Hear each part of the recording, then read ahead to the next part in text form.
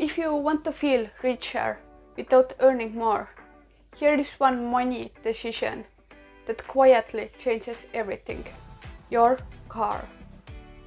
Because a car can either be a practical tool or a monthly financial trap that keeps you living paycheck to paycheck, even with decent income.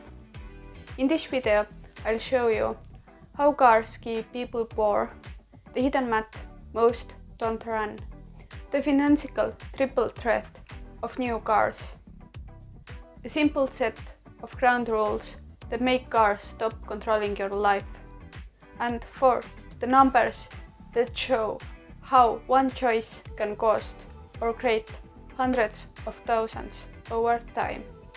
And yes, we are going to run the numbers. Quick note, this is educational, not financial advice. Everyone's situation is different, especially if you live in the countryside, have a family, or rely on a car for work. A car can be a necessity. The goal is not no car. The goal is not being trapped by your car. The uncomfortable truth: cars are one of the biggest expenses most people accept without question. Let's name the reality. For many households, the car is one of the biggest monthly expenses after housing. Sometimes it's bigger than savings, sometimes bigger than retirement contribution. And the most dangerous part is that it feels normal. A car payment feels like just what adults do, just the price of mobility. Everyone has one. But normal doesn't mean wise. Here is what most people don't realize. Cost isn't the payment. The cost is the entire system around the car. We'll break it down next. Part 1. The financial triple threat. New cars are financial triple threat. A new car is triple threat because you do 3 painful things at once. You borrow money at interest. You are paying extra for the privilege of buying now instead of later. You buy an asset that you must pay to maintain. Fuel, insurance, repairs, tire, registration, inspections, parking. Cars have ongoing costs forever. It depreciates drastically. This is the kicker. The thing you borrowed money to buy is losing value fast. Paying interest on something that loses value is like gaining weight from exercising. All pain, no gain. Now, depreciation is where most people get emotionally defensive because it feels abstract. So let's make it concrete. A common cited reality for many new cars is massive depreciation over time. The note you gave is strong and simple. A new car can depreciate around 63% in the first 5 years and about 10% the moment you drive off the lot. Even if the exact percentage varies by brand and market, the direction is consistent. New cars lose value fast.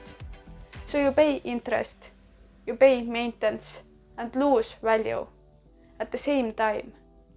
That's why cars keep people poor. But people say, fine, I lease instead. Let's talk about that, because leasing is not the escape hatch people think it is. Part 2. Leasing. You're still paying for depreciation. Leasing sounds attractive because it feels like lower commitment, lower monthly payment, always trying something newer. But leasing companies aren't charities. They design leases so you pay for the depreciation. In simple terms, the lease payment is constructed around how much value the car is expected to lose when you have it. And at the end, they still own the asset and can sell it again. So the company gets a customer who pays depreciation, plus they keep the resale value later, plus fees. Leasing often means you're paying the rent on declining asset and then handling it back because it's used up for you. Leasing can make sense in specific business context, but for most people trying to build wealth, it tends to keep them locked in circle of permanent payments. So, what to do instead? If cars can be necessity, how do you own a car without letting it own you? There are the ground rules. Part 3. The ground rules that put you in the driver's seat. Those 3 rules are simple, practical, and powerful. They don't require you to be a financial genius. They just require you to step out of the normal script. Rule number 1. Buy a car that's 5 years old. A 5-year-old car, especially if maintained well, often gives you most of the usefulness with far less financial damage. Why? Because you avoid the steepest depreciation curve. You are skipping the part where the car loses a huge chunk of value for simply being new. Let someone else pay for new. You buy useful. Also, 5 years isn't magic. The point is to avoid being the person who takes the biggest depreciation hit. Rule 2. Save up and buy in cash. This is the cleanest version of owning your car. When you buy in cash, you remove interests entirely. You reduce monthly fixes, obligations. You stop financing lifestyle. If that sounds intense, remember, cash doesn't mean you need to have 30,000 sitting there tomorrow. It means you plan, save, and buy what you can afford. Interest on a depreciating asset is the opposite of compounding. It compounds against you. Yes, a cash purchase may feel painful in the moment, but monthly payments are painful repeatedly. Rule 3. If you can't save the payment, you can't afford the payment. This is a rule people hate because it's true. If you can't afford to save 300 a month, you can't also afford to commit to a 300 euro payment. Because that payment will exist in the same financial reality, same income, same bills, same unexpected costs. If saving 300 feels impossible, a 300 obligation will eventually create stress, missed goals, and vulnerability. Those rules sound simple, but most people ignore them because they don't see what's actually at stake. So, now we're going to the part that changes minds. Run the numbers. Part 4. Running the numbers. Let's look at a scenario. Scenario A. Buying new. You can buy new car for 20,000 euros.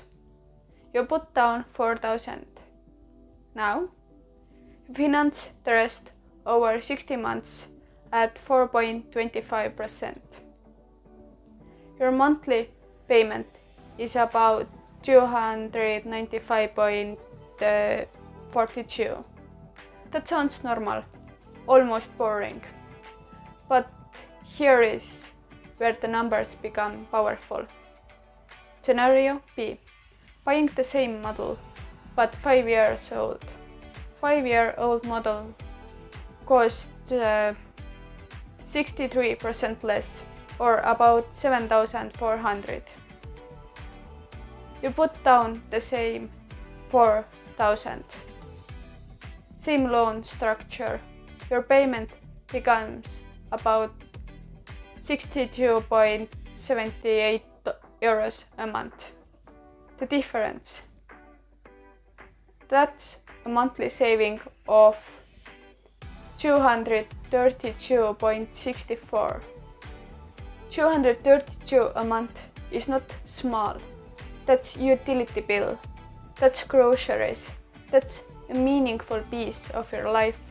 And yes, you could spend it on comfort. You could literally get a massage every other week with that. But here is the bigger point. If you take that 232 and invest it in growing assets like a diversified fund, over decades the outcome is enormous. If you invest those monthly savings for a conservative 7% for 35 years, you end up with over 421,459 euros. That number isn't meant to be a promise. It's meant to reveal the hidden opportunity cost. And now, the most important part. The real reason cars keep people poor isn't just depreciation. It's what they do to your monthly flexibility. Let's talk about life effects. Part 5. The real cost. Your monthly freedom. A car payment isn't just a payment, it's constraint. When you have a high monthly car obligation, you lose flexibility in the areas that actually build wealth and stability, like emergency savings, investments, paying down high interest debt, building a buffer, taking career risks, moving, starting a business, reducing stress. Car payments are especially dangerous because they sit in the category of fixed lifestyle obligations. You can't easily reduce them without major disruption. A high car payment turns your income into caretaker of your past choices. This is why people can earn more and still feel broke. Their income is locked into obligations that don't build their future. Part 6. Why we still buy too much car. If the numbers are so clear, why do people keep overbuying cars? Because cars are emotional objects. Cars signal status, identity, competence, success, adulthood, belonging.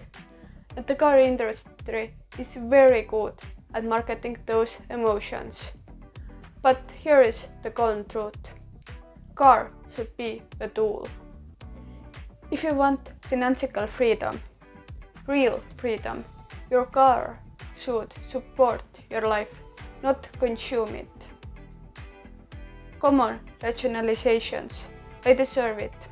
I need something reliable. The payment isn't that bad. I'll drive it for a long time. Sometimes those are valid. Often they are excuses. Reliability is not the same as new. 5-year-old, well-maintained car can be highly reliable, especially if you choose models known for longevity and you keep the maintenance buffer.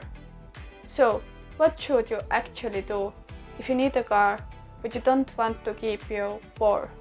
Here is practical playbook. Part 7. What to do instead. Practical playbook. Step 1. Decide what the car is for. Write down the function, commute, family transport, deliveries, countryside access, occasional long trips. Now, set a rule. I buy for function, not emotion. Step 2. Use the 5-year rule as default. Start your research at around 5 years old. Then evaluate mileage, maintenance history, shown reliability, total ownership cost. Step 3. Build a car buffer. Even if you buy used, you should have maintenance savings, repair buffer, tires, brakes, servicing. At practical approach. If you can't handle a surprise repair, your car is too expensive for your life. Step 4. Save first, then buy. If possible, avoid financing or reduce it. Even if you can't buy fully in cash, you can reduce debt by larger down payment, shorter term, buying cheaper and upgrading later. Step 5. The payment test. If you are tempted by a payment, run this test. For 3 months, pay the payment to yourself. Save that amount monthly. If you can't do it consistently, you can't afford the obligation. If you can, you are putting the cash away. So you are closer to buying without a debt. If a payment only works on paper, but not in your real life, it's not affordable. Step 6. Drive it longer. The cheapest car is often the one you already own. If it's safe, reasonable to maintain, if you keep upgrading because you're bored, that's consumption disguised as practicality. Part 8. What if you live in the countryside? Some people genuinely need a car. If you live far from public transport, if you commute long distances, if you have family logistics, yes, a car may be non-negotiable. But needing a car does not mean needing a new car. It means you need reliable transport, affordable ownership, low financial stress. The rules still apply.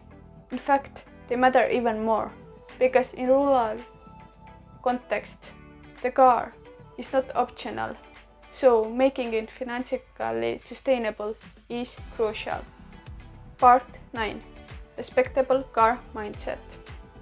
A respectable car choice is one that matches your real needs, preserves your future options, doesn't create constant financial pressure, doesn't require you to perform wealth you don't yet have.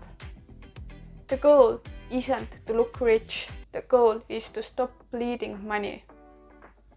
Quick recap. Cars keep people poor when they buy new car and eat depreciation. They finance at interest. They accept permanent payments. They confuse status with necessity. They forget opportunity cost. What to do instead? Buy older. Skip steep depreciation. Save and buy in cash when possible. Only accept a payment you could also save. Invest the difference. Keep the car longer and maintain it properly. If you remember one thing, remember this. A car is one of the few purchases that can quietly cost you a fortune, without improving your life proportionally. But the solution isn't shame. It's awareness and simple rules. Buy a car that serves your life. Avoid debt and depreciating things. Use the savings to build assets. Because financial freedom isn't created by one big moment. It's created by small decisions repeated over years. If you want, comment your experience with buying a car. Thank you for watching, and I will see you in the next one.